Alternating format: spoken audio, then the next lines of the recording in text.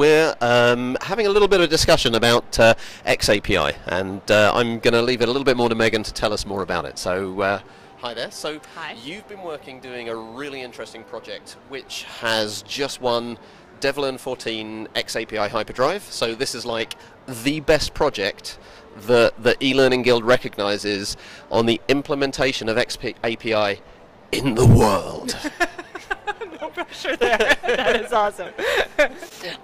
And it's a super fun project too. So that's really what gets us going about it. Yeah, so the project was, what we wanted to do was work with a museum, the Ann Arbor Hands-On Museum, and we wanted to make a personalized, interactive, e-learning kind of fun experience within the museum. And a lot of times when you have a personalized experience or a tech-driven experience at a museum, you have they give you a little recorder or a device and headphones, or it pushes to your mobile device, which is awesome, and it's really, really cool technology. The problem is that the hands-on museums population that comes in are on average at about third grade, and so they're not coming in with their own devices, and we're not buying them all devices for their field trip experience. So what we did was we flipped the model. So we give the kids a 25-cent device, and so embedded in this little badge is an RFID tag. And when the tag comes in range of one of the antenna, the tablet on the wall next to an exhibit wakes up and says, "Hey Megan, how you doing?" And then starts asking questions that have to do with the exhibit. In some cases, the questions ask you to go do something on the exhibit and report back what you did. And so that's really fun. It's a completely different model. We haven't found anybody doing it, but it was a perfect way to use xAPI. So xAPI compared to SCORM lets you track much more interesting things. So SCORM has a nice vocabulary of about 20 or so things, about 4 of which most people ever use. I will admit to being one of those most people, right? You know, how long did you take it? When did you take it? What did you answer? And did you pass it? So that's interesting, but what we wanted to do is something much more broad. So with xAPI, you can really track anything you can come up with a verb for, and anything that you can come up with a noun for.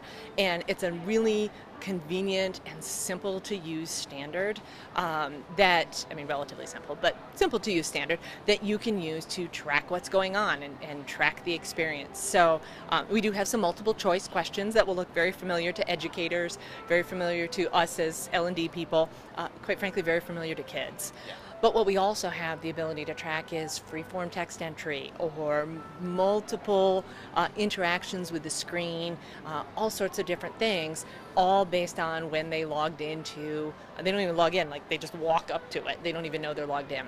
So basically they're walking up to sensors, and that's an RFID Yes. device, so it automatically tells them who they are in the first place? Mm-hmm. Okay, so how does, what's the experience for the kids when they turn up? What's it Sure. like? So they would, they'd come in, and there's a tablet next to an exhibit, and it says, "Hey Mark," and then it poses a question, and you answer a question, and you get some feedback or not. So why do the bottle rockets go up after you push air into them? And you have a bunch of choices, and some of them have to do with air compression and relative pressures and things like that, and some of them are magic fairies pulled the rockets up. And we did that because in this environment, it's not so much a right or wrong, it's a, are you engaging? And we wanted to engage, and kids like to play, and it seems very, subversive to say, ooh, magic fairies. They know it's not magic fairies by the time they're in third grade, but they're having fun, and we're letting them have fun and say, it's okay, say it's magic fairies, we'll talk to you about relative air pressure. And that whole approach to it, that whole ethos about having a little bit of fun, this isn't testing, we're doing all sorts of stuff, is part of the underpinnings of this project. What we can also do, because of the xAPI, is let the exhibit talk also. So the exhibit can say, and little Mark put 10 pounds on the pulley before he pulled it up, and Susie put 50 pounds and wrapped the pulley around 3 times, and she could do that. And anything that you can measure, you can then report. And what we have at the back end is a dashboard that takes all that information and does a couple things, right? So one is just an activity stream. It's like Twitter, right? It is just a dump of everything that's happened. Every kid, every action, every direct object, right? And it just kind of goes through. And that's useful. You can kind of see what's going on. It's kind of interesting. Where the power comes is when you're able to say, well, what's Mark doing or other kids doing? What's this exhibit? What's happening at this exhibit versus other exhibits? When you answer, kids who answer this, what are they doing? And it's all real time. So you can watch this unfold as you walk through the museum, which is super cool. And what's been really fun is that the kids are used to their technology waking up to them. I mean, that's how they grow up. Their technology knows who they are and what they want to do right now. And so they don't seem very impressed with this, which I think is kind of funny. But teachers love this. So teachers are bringing their kids into the museum as a field trip experience. They have no way to track what's going on, who learned anything, do they already know all the answers? We ask a question, what do you wonder? So we can get that data back to teachers, and the teachers think this is amazing stuff. So right now we're at a stage where we're trying to collect enough data to find out how do teachers want to manipulate and work with the data.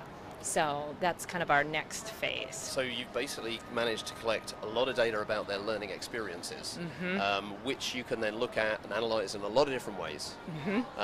So where does that go next? So you have a huge collection of data from that experience. Presumably that can be used for furthering their education. Yes, so we can give the data back to the teacher and say, you know what, your entire class really missed the boat on the pulleys. Maybe you might want to cover that. Or your entire class or half your class was really interested in this particular exhibit. Maybe you want to go there somewhere. The other end, what we want to do is really make the exhibits and the content personalized. So just knowing my name when I walk up is not personalization. It's friendly and it's nice, but what would be really personalized if it knew what grade I was in, what language I spoke, whose classroom I was in, and what we were studying, so that I might walk up to an exhibit and get the simple machines in the basic physics version. You might walk up to an exhibit and get some higher level, deeper physics lesson because you're older than me and your teacher's really pushing that right now. And the ability to be able to have on the content end that much flexibility is pretty cool too. Yeah, no, totally. That's really good. So if people want to find out a little bit more about that project or even watch and see how it develops, is there a way of them doing that?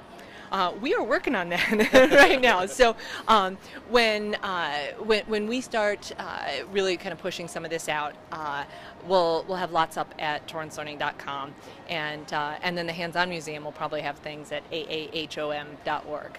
Excellent. All right, that's great. Thank you very much. Sure thing. Thank you.